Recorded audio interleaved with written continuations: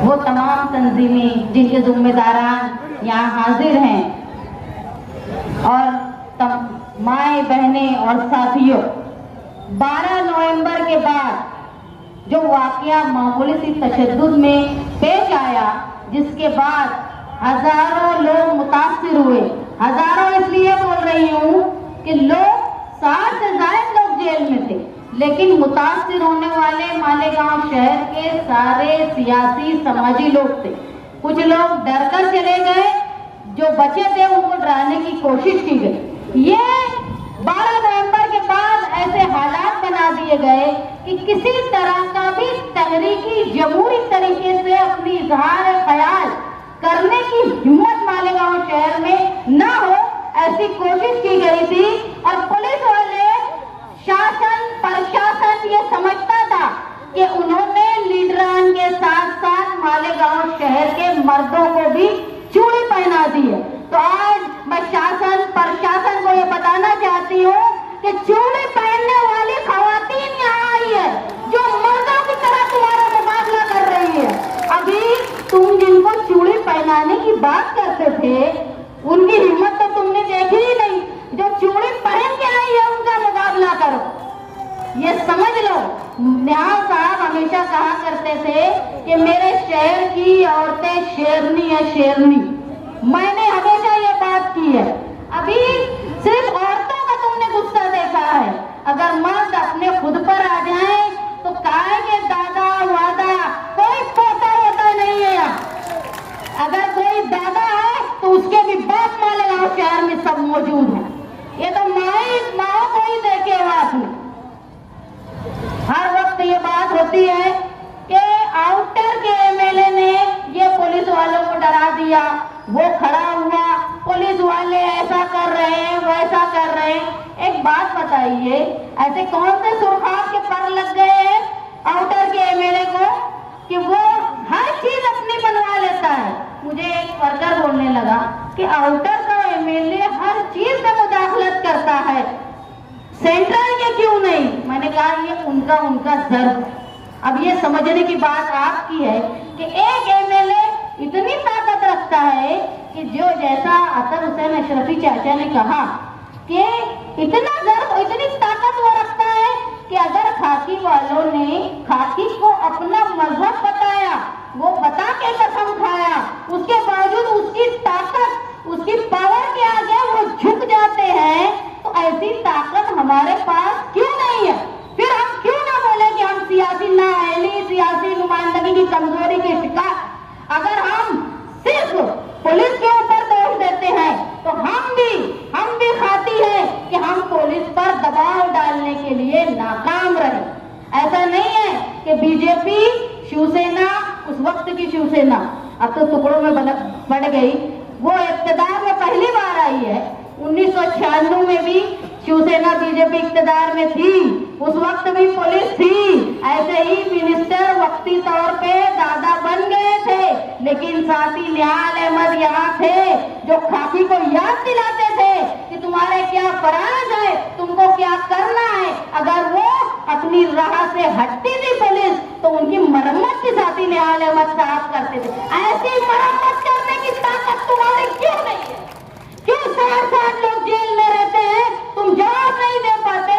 अरे जवाब, मुकाबला करना तो दूर की बात, सवाल तो करो। जीतना हारना 2 नंबर की बात है, सवाल तो करो।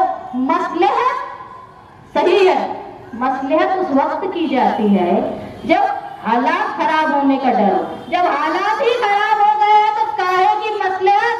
ये बुज़दिली है, बुज़दिली। एक बाहर का एमएलए आता है और वो किला झोपड़पट्टी में आकर खड़े होकर ये बोलता है कि अगर 8 दिन के अंदर ये झोपड़पट्टी खाली नहीं हुई तो मैं बुलडोजर लेकर आऊंगा। और लोग खड़े होकर सुनते हैं। अगर सिर्फ आउटर के एमएलए के अंचू पंचू लेके किला पुलिस स्टेशन में पहुंच जाते हैं या किला तक पहुंच जाते हैं, कमिश्नर जाकर खड़ा होता है, तो क्यों हमारे यहाँ के लोग नहीं गए? उस वक्त क्यों नहीं कंप्लेन की उसके खिलाफ? क्यों सिर्फ सारे अधिकार जो है वो आउटर के एमएलए को, हमको क्यों नहीं है? और हम क्यों नहीं इस्तेमाल करते? अरे जिनके जिनसे जो रिश्ते आए वो कायम रखो, लेकिन तुम्हारे तो वोट देने वालों का हक मत भूलो। आज अगर किसी की बस्ती पे आफत आई है और तुम खामोश हो तो तुमको दुनिया में नहीं ऊपर भी जवाब देना है, वो तो ख्याल रखो। मैं साथी निहाल अहमद साहब की वर्कर होने के नाते, बेटी होना तो बहुत बड़े फर्ज की बात है, मैं उनकी वर्कर होने के नाते, उनके उसूलों पे चलने के नाते मैं मालेगांव शहर की किला झोपड़पट्टी से ये वादा करती हूँ कि हमारे अंदर जितनी ताकत है तुमको बचाने के लिए, तुमको बनाने के लिए निहाली सोच के वर्कर, लीडर और जनता दल तुम्हारे साथ खड़ी रहेगी। और जेल में जाने की नौबत आई ना तो तुमसे पहले किले वाले सुन लो, तुमसे पहले जनता दल और निहाली सोच के वर्कर तुमसे पहले हाजिर रहेंगे। हम लोग कहीं भी जेल में जाने के डर से इधर उधर से भागते नहीं है, मर्दों के जैसा जाते, अरे औरतें भी तैयार है मर्दों के जैसा जाने के लिए। अगर किला झोपड़पट्टी में कोई भी बुलडोजर का मामला हो गया, जिस तरह यूपी में बुलडोजर की सियासत चल रही है कि अकलियत को, मुसलमानों की बस्ती को तोड़ने के लिए बुलडोजर की सियासत की जा रही है, तुम ये समझ लो। अगर सिर्फ एक किला झोपड़पट्टी की बात नहीं है, अगर किला झोपड़पट्टी के ऊपर बुलडोजर चलाने की हिम्मत सरपसंदों की हो गई तो तुम समझ लो मालेगांव शहर की कोई भी मुतनाज़ा झोपड़पट्टी महफूज नहीं रह सकेगी। ना वो हकीम नगर, ना वो शब्बीर नगर, ना वो निहाल नगर, ना ही बाकी सारे नए लोग। मालेगांव शहर में सिर्फ एक साथी निहाल अहमद लीडर थे जिन्होंने बाहर से आए हुए लोगों को बसाया, उनका घर बनाया, बल्कि कानूनी मालिक भी उनको उनका घर का बनाया और किसी एमएलए की छाती नहीं है। अरे छाती बनाने की क्या, तोड़ने वालों का जवाब देने की भी छाती नहीं। मुझे कुछ लोग बोल रहे थे कि तुम्हारे प्रोग्राम को किसने हिमायत दी, किसी ने हिमायत नहीं दी, कौन आ रहा है कौन नहीं आ रहा है, सारा ठेका जनता दल ने लेकर रखा है क्या? हर प्रोग्राम, हर जुल्म के खिलाफ आवाज मालेगांव शहर में जनता दल ही उठाती। मैं मुसलसल सुन रही थी उनकी बात वर्कर की और कोई जवाब नहीं दे रही थी, वो बार बार बोल रहे थे। मैं बोली हमारा प्रोग्राम तो बहुत छोटा है, अगर हमारे प्रोग्राम में कोई शिरकत करता है या नहीं करता है ये उसके जमीर की आवाज पर निर्भर है। अरे जब आहानत रसूल का मामला आया तो शहर के लीडरान वहां नहीं आए पुलिस के डर से, तो हमारा मामूली प्रोग्राम की क्या हैसियत, ये समझ लो तुम। जब आहानत रसूल का मामला आया तो तब भी डर गए थे लोग। इसी जगह पर कौन मौजूद था कौन नहीं मौजूद था, मैं तो पहले भी ये सवाल करती थी क्यों नहीं आए थे। क्या उनको मालूम था केस होने वाला है? उनको मालूम था कि यहाँ के लोग जो है वो जेल में जाने वाले हैं।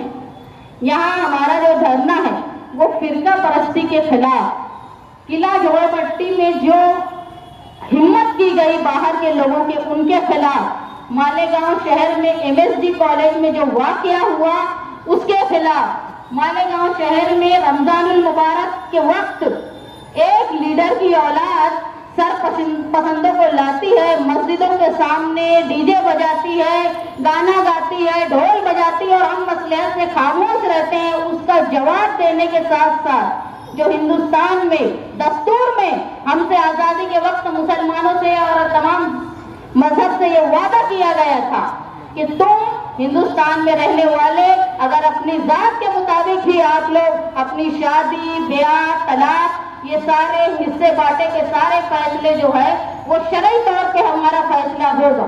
और अब जो नया कानून आया है कॉमन सिविल लॉ, जिसमें शरई कानून को खत्म करके कोर्ट से हर फैसला होने वाला है, उसका ये धरना मजम्मत करता है। और हम हिंदुस्तान की हुकूमत के साथ मालेगांव शहर की पुलिस को भी बता देना चाहते हैं कि ये अभी अलामत है। अगर तुमने हमको दबाने की और रोकने की कोशिश की और जुल्म लादने की कोशिश की तो याद रखना साथी निहाल अहमद साहब कब्र में गए हैं, उनके उसूल और उनके तमाम वर्कर कब्र में नहीं गए। हम लड़ेंगे, जाएंगे, लेकिन मालेगांव शहर की किसी बस्ती को तकलीफ नहीं होने देंगे।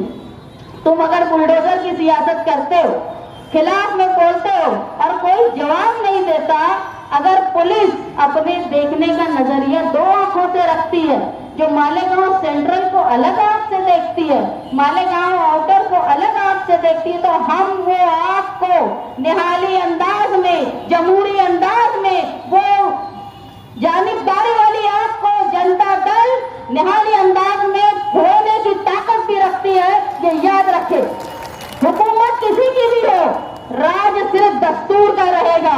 ये बात याद रखे। अगर कोई ऑफिसर किसी लीडर की चाटुकारिता में अपने कानून को, अपने पराये को भूल जाता है, तो मालेगांव शहर की आवाम उन सियासी लीडरों को भी, उन पुलिस वालों को भी उनका कानूनी दर्जा बताने की पूरी कोशिश करेगी। आप तमाम लोग जो दस्तूर बचाओ कमेटी के प्रोग्राम को आज शिरकत किए, वो तमाम तंजीमें, अंजुमने जिन्होंने हमको हिमायत दी, मैं दिल की गहराइयों से आप लोगों का इस्तेकबाल करती हूँ, शुक्रिया करती हूँ। और जिन्होंने